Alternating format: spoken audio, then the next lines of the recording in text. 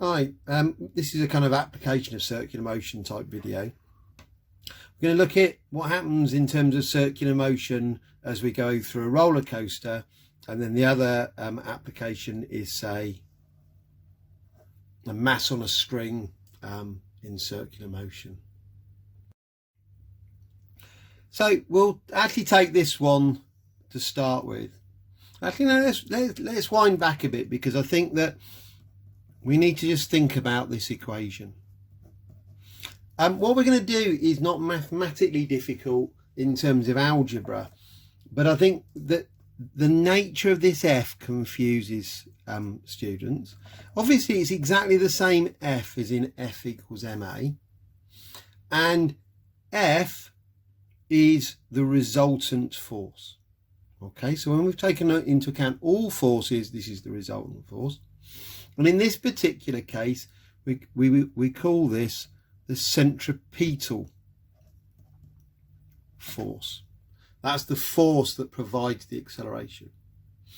Sometimes I think students get confused because they think there's an extra force somewhere, and I'll talk about this more later, that is the centripetal force, and that's just not quite the way it works. The centripetal is the result once we've allowed for everything else. Now, sometimes that can be incredibly simple. So if we imagine this is a table, and I put a little mass on a string and I whirl it round like that, in the horizontal plane, the only force acting is the tension, and therefore the tension is equal to the resultant force on the object, and then that's equal to mv squared over r. So in this case, the tension is the centripetal force. But what happens when there's more than one force? Well, hopefully you're kind of familiar with this from before, but let's just give you a reminder. Let's imagine we've got a trolley, got one of you on one side, desperately pushing it that way with a force of 300 newtons. On the other side, we've got somebody else pushing away with 400 newtons. So what's the resultant force? Well, hopefully you're pretty confident it's 100 newtons to the left. And essentially all we're going to keep doing in this video is finding resultant forces by thinking about, are the forces acting in the same direction or are they acting in opposite directions? So without further ado, let's draw in a particular situation.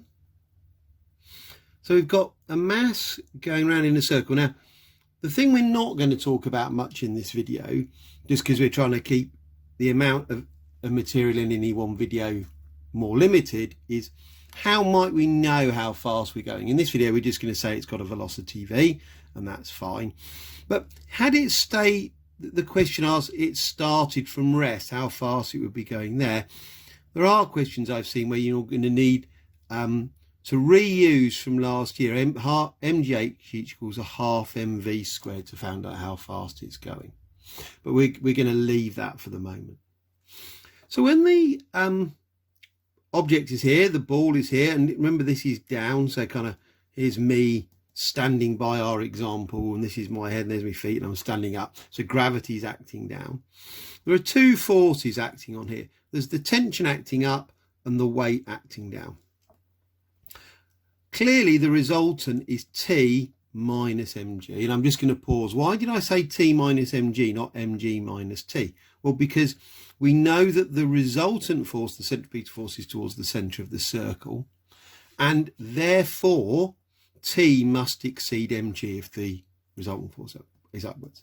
So that gives mv squared over r. So rearranging, T in this case is mg, because it goes over, it changes sign, plus mv squared over r. Okay, first example done. Now let's have a think, well, what happens if it was right at the top? The tension is still pulling towards the centre of the circle, but we've also got mg acting straight down. So now we can say that T plus mg is equal to mv squared over r. So T is equal to mv squared over r minus mg. Now, let's just have a pause and think about this situation. In this situation, realistically, we can have any velocity we like. There's a limit to how strong the string is, and if we go too fast, the faster we go, the more tension there is, and we might reach a point where the string snaps. But other than that, there's no real constraints. We can go as far as slow or fast as we like. There's clearly a problem here. If we make v too small, then this number could become negative. And what would that mean? It wouldn't really make any sense. If a string can't have a negative tension, and what would happen? It would happen is it would be going so slowly, and the string would go slack, and it would kind of go over the top in a parabolic motion. So there's a limiting speed. There's a limit to how slowly we can go over the top here, without the string going slack. And the limiting case is t equals 0. So the equality for the slowest we can go over the top is mv squared over r equals mg. Perhaps not surprisingly, you can see the m's cancel. So the speed at which we can go over the top is independent of the mass. So we get v squared over r equals g, the limiting case of how slowly we can go over the top. Now we're going to think about the roller coaster. I think we have more experience here as human beings of this, and let's just talk about that.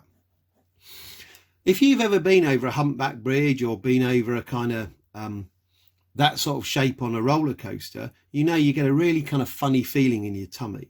And that's what's going on there is the lack of reaction force. You're feeling slightly weightless because your weight is acting towards the center of the circle and accelerating you towards the center of the circle. So you can either be in free fall or nearly in free fall in that situation. There's the center of the circle. The reaction force is acting up and the weight is acting down. Which is bigger? mg must be greater than r, because there's a resultant force towards the middle of the circle. So the resultant force on that little carriage at that point is mg minus r, and as ever that must equal to mv squared over r. Again, this is the slightly more complicated case. When we get to considering our carriage here, it actually turns out to be a bit more straightforward. We can't just keep getting, if we just rearrange for r, so that goes that way, get the minus sign off, that comes back across. So it's mg minus mv squared over r. Now, you can see that again implies a limit to the range of velocities. And you'll know from experience, you know, even if you've not tried it, certainly in video games, if you go too fast, if we're in Mario Kart here, we go over that hill. If we're going too fast, we'll take off. In other words, the reaction force will fall to 0. In a modern roller coaster, to get around this problem, we actually have wheels on either side, and the reaction force could be negative. But that's not what we're dealing with at the moment. So the limiting case, the fastest we can go is when r is 0. So we can say mg equals mv squared over r, or g equals v squared over r. At the limiting case, that's the fastest we can go. And you can see there's another way of looking at that. In the limiting case, where we're going as fast as we possibly could go over that humpback bridge, what we're saying is the centripetal acceleration is 9.81 meters per second squared on Earth, or is equal to g.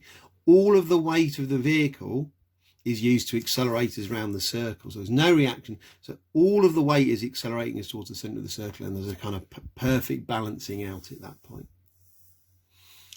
Now let's have a look at the forces here. Again, we've got two forces, and again, they're in opposite directions, so we need to find the difference. However, the center of the circle is now up there, so we know that r must exceed mg. So if we come right down here, for this situation, as we go through the bottom of a dip, r minus mg equals mv squared over r. So r is equal to mg plus mv squared over r, and there's no, we can go as fast or slow as we like, as long as we don't break anything with the forces. Quite a lot to take in with there. I've made sure that the questions that follow this up kind of really match what I've just done, asking you to derive those equations and then hopefully fairly straightforwardly put some numbers in. So it's really important that you go and practice with these now. Thank you.